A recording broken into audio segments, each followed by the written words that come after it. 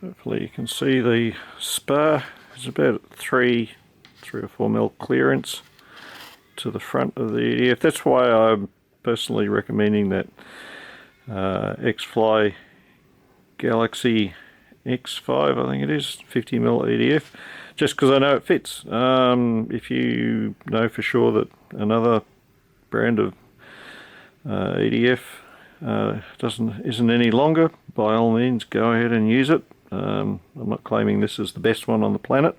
It's pretty good. Sounds great. It's got a book value of 900 grams of thrust. Realistically, I've got about 600 out of here, but nothing's ever 100% efficient. But anyway, yeah, it clears.